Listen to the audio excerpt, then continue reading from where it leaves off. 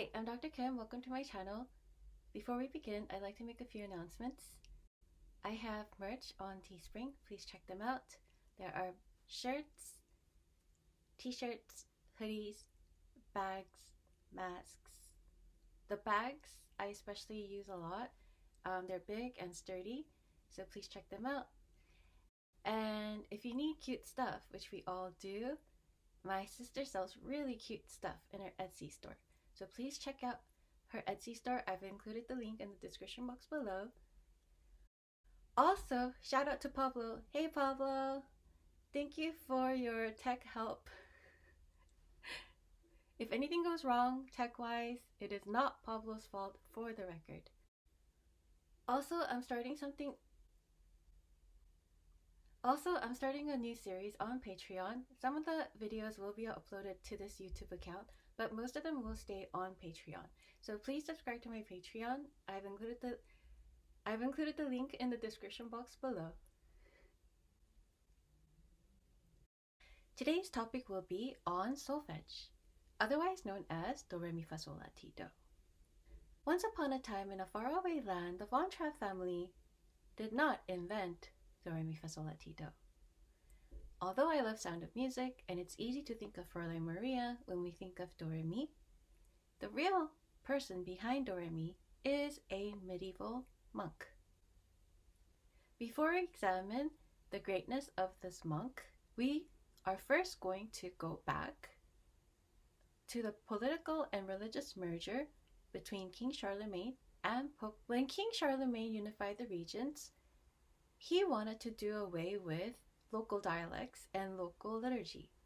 So King Charlemagne and Pope decided to use Gregorian chants for all the regions. During this time, music was learned through rote memory. You had to hear the music repeatedly. You had to practice the music repeatedly. So everything was done through memory. Guido di Arezzo was the medieval monk who was one of the first music teachers. He used an existing chant, ut, re, mi, fa, sol, la, were first syllables of a chant. As we know, do, re, mi refers to an ascending pitch order. So do would be one pitch, re would be a pitch above that, and mi would be a pitch above that. The ut, re, mi, fa, sol, la was based on a chant that had an ascending pitch order beginning each line. He also invented the staff for notation. The staff allowed pitches to be notated precisely.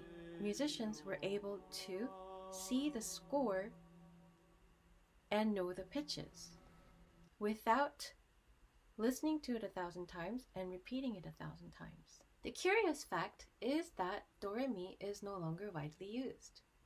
Why is that? It's because there's a great debate on whether C is do or the first scale degree is do. So do we move the do or do we assign a fixed do?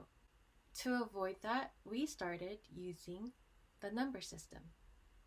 So instead of singing do, re, mi, we sing 1, 2, 3. Also, the do, re, mi system needs additional syllables for minors. Mi is the third, and the third on a major scale is lowered half step in the minor scale.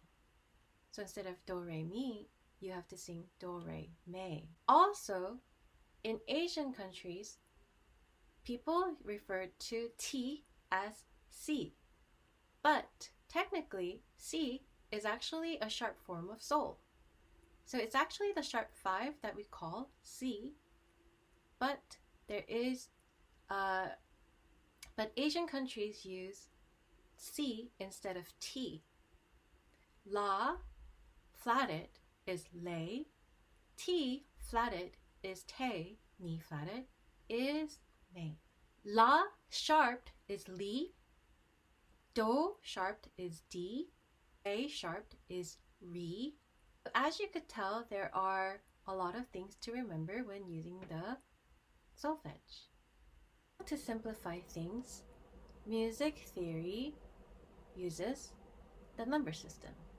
1, 2, 3, 4, 5, 6, 7.